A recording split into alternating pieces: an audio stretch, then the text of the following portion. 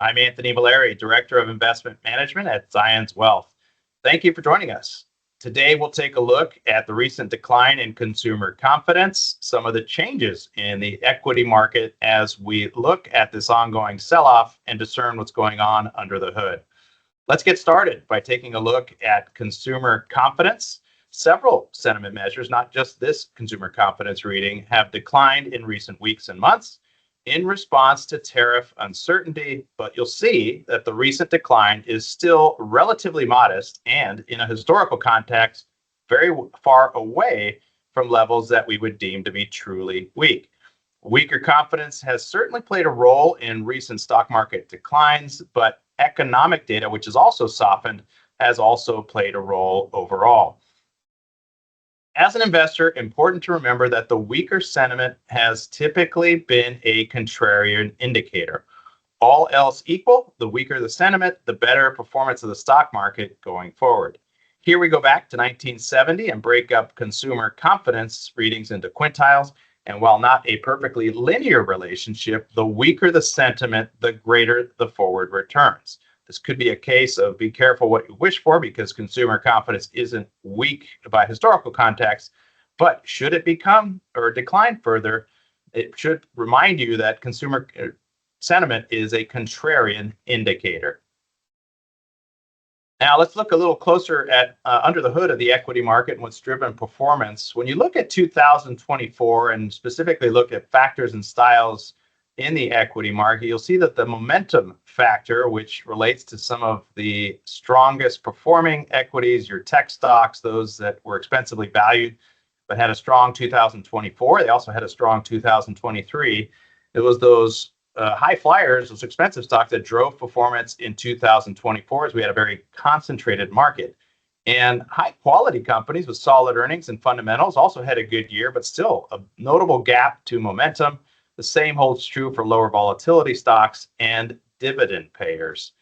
And the Magnificent Seven, in relation to that, was up 66% in 2024.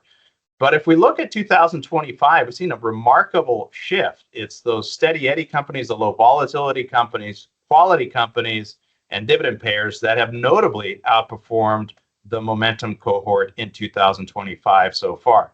The Magnificent stocks down 10.9% in 2025. That's through March 6th, with some additional declines in recent days, and just goes to show you the changes in the equity market. It's also a reminder of the benefit to remain diversified and not chase a expensive or high-flying part of the market. Staying on the diversification theme, international stocks, particularly developed international stocks, have been a notable outperformer year to date after an extended period of underperformance to their U.S. counterparts. Through the close of business March 10th, international equities, as measured by the MSCI EFA index, are up 9.4% year to date, while the S&P 500 is down 4.3%.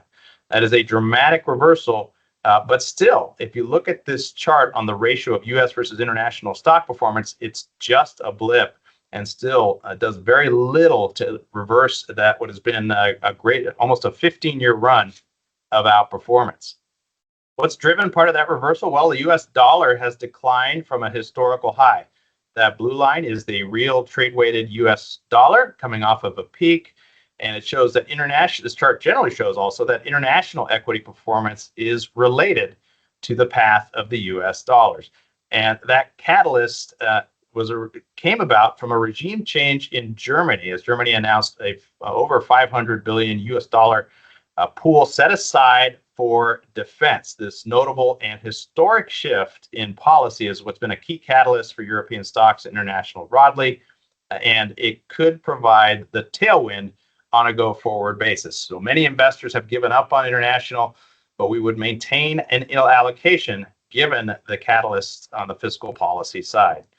It's also worth noting that the performance or relative performance of U.S. versus international stocks and the dollar often results in multi-year trends in the market. So in the 90s, there was a strong period of U.S. outperformance relative to international. And then from 2002 all the way through to about 2010, international outperformed the U.S.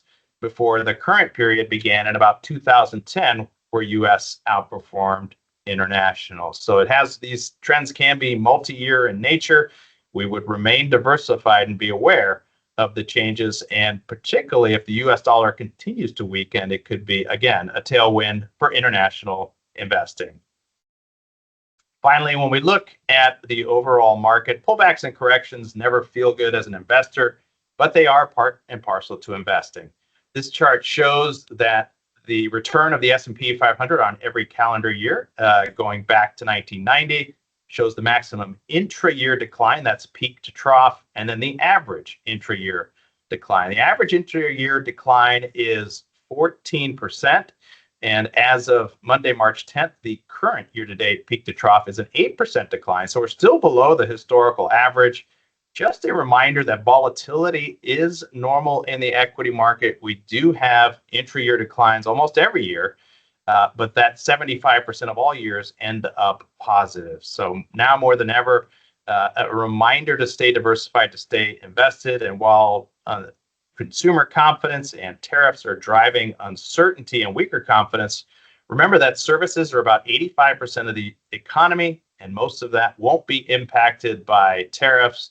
Again, we advise investors to remain diversified, not chase the hot stock, and stay focused on longer term goals. I'm Anthony Valeri. Thanks for joining. We'll speak to you again soon.